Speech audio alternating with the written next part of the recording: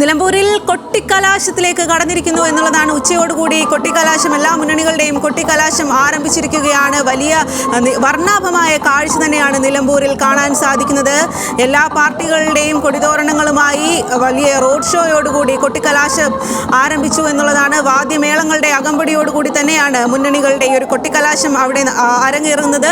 ആസിഫ് മുഹമ്മദാണ് വിവരങ്ങളുമായി ചേരുന്നത്. ആസിഫ്, ഈ ഒരു നിലമ്പൂരിൽ ഈ ഒരു തിരഞ്ഞെടുപ്പ് പ്രഖ്യാപിച്ചതിന് പിന്നാലെ രാഷ്ട്രീയ കേരളം ഒന്നായി നിലമ്പൂരിൽ എത്തുകയും മുതിർന്ന നേതാക്കളടക്കം തമ്പടിച്ചാണ് ഈ ഒരു പ്രചരണത്തിന് നേതൃത്വം നൽകിയത്. ഇന്നിപ്പോൾ കൊട്ടിക്കലാശത്തിലേക്ക് എത്തുമ്പോൾ എത്രമാത്രം ആവേശകരമാണ് അവിടുത്തെ കാഴ്ചകൾ?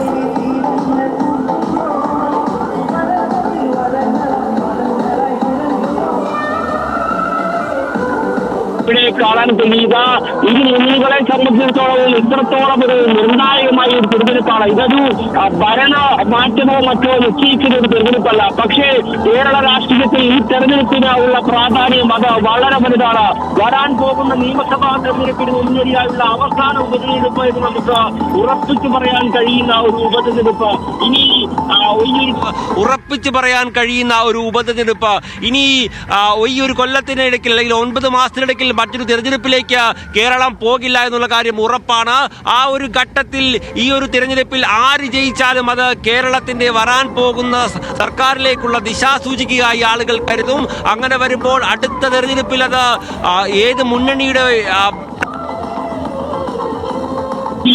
പരിഗണിക്കേണ്ട തെരഞ്ഞെടുപ്പായി തന്നെ അവർ കാണുകയും അത്തരത്തിലുള്ള അച്ചടക്കമുള്ള പ്രവർത്തനം, ഏറ്റവും മികച്ച സ്ഥാനാർത്ഥികളെ രംഗത്തെത്തിക്കൊണ്ടുള്ള പ്രവർത്തനം, ആ രീതിയിലാണ് ഇവർ മുന്നോട്ട് പോയിട്ടുള്ളത്. അതിന്റെ കൊട്ടിക്കലാശത്തിലേക്ക് കാര്യങ്ങൾ എത്തുമ്പോൾ ആവേശം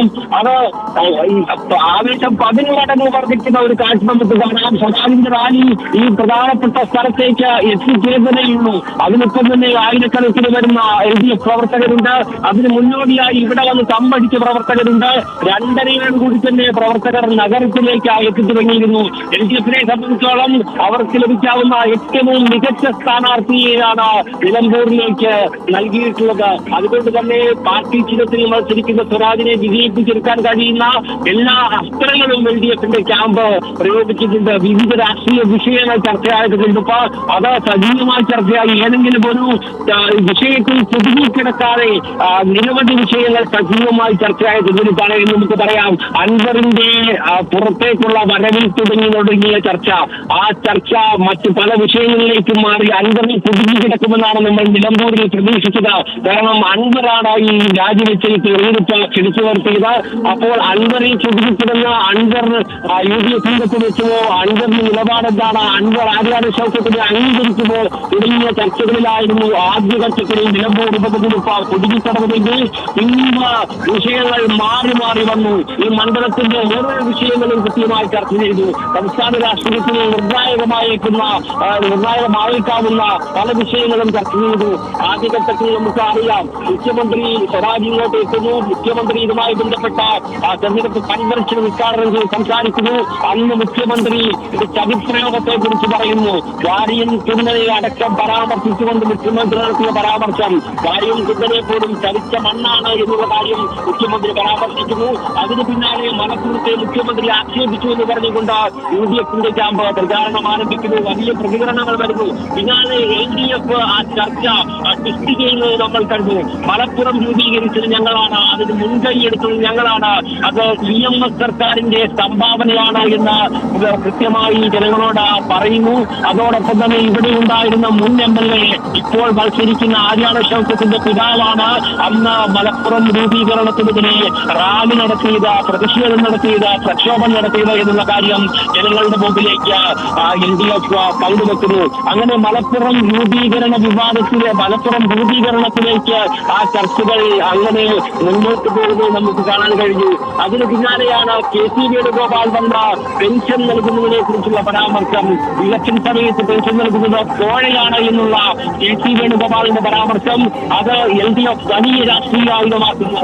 കാരണം കാരണം കേവലം 1000 രൂപയിൽ താഴെ ഉണ്ടായിരുന്ന കേവലം 700 രൂപ മാത്രമുണ്ടായിരുന്ന പെൻഷൻ അത് വർദ്ധിപ്പിച്ച ജനങ്ങൾക്ക് കഴിയാവുന്ന കേന്ദ്ര സർക്കാർ സംസ്ഥാന സർക്കാരിനെ ഇത്തരത്തിൽ പല രീതിയിൽ നിരീക്ഷിക്കുന്ന സമയത്ത് പോലും സാധാരണക്കാരുടെ അവകാശങ്ങൾ അവരുടെ പ്രതീക്ഷകൾ നൽകുന്ന ഒന്നാണ് ഞങ്ങൾ നൽകിക്കൊണ്ടിരിക്കുന്ന പെൻഷൻ. ആ പെൻഷനെയാണ് അവഗണിക്കുന്നത്, ആ പെൻഷനെയാണ് ആക്ഷേപിക്കുന്നത് തുടങ്ങിയ കാര്യങ്ങൾ ചൂണ്ടിക്കാട്ടിട്ടുണ്ടായിരുന്നു LDF ആ ഒരു വിവാദത്തെ നേരിടുന്നത് നമുക്ക് കാണാൻ കഴിയുക. അങ്ങനെ ആ ഒരു വിവാദത്തിൽ സജീവമായി മുന്നോട്ട് പോകുന്ന ഘട്ടം നമുക്ക് കണ്ടു. ഇടയ്ക്കിടയ്ക്ക് TV അൻവറിലേക്ക് വിഷയം മാറി. അങ്ങനെ അൻവർ മത്സരിക്കില്ലയോ എന്ന ഘട്ടമായിരുന്നു. അല്ലെങ്കിൽ അൻവർ മത്സരിക്കാൻ തീരുമാനിച്ചു വന്നപ്പോൾ അൻവർ ആരുടെ വോട്ട് പിടിക്കാനുള്ള സാധ്യതയുണ്ട് എന്നതിലേക്ക് ചർച്ചകൾ നമ്മൾ കണ്ടു. പിന്നാലെ ഏറ്റവും പ്രധാനപ്പെട്ട രാഷ്ട്രീയ ആയുധമാക്കിയത് ജമാഅത്തെ ഇസ്ലാമിയുടെ പിന്തുണ LDF UDF നൽകുന്നതുമായി ബന്ധപ്പെട്ടാണ്.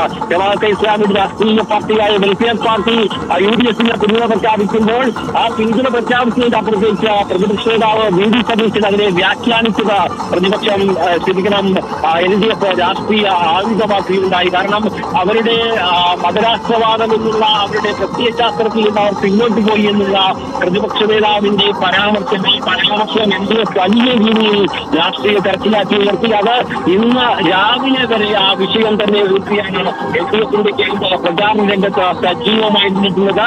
പലപ്പോഴും അതിന് കൃത്യമായ മറുപടി നൽകാതെ UDF നേതാക്കൾ ഒളിച്ചോടുകയാണ് എന്ന് LDF ആരോപിച്ചു.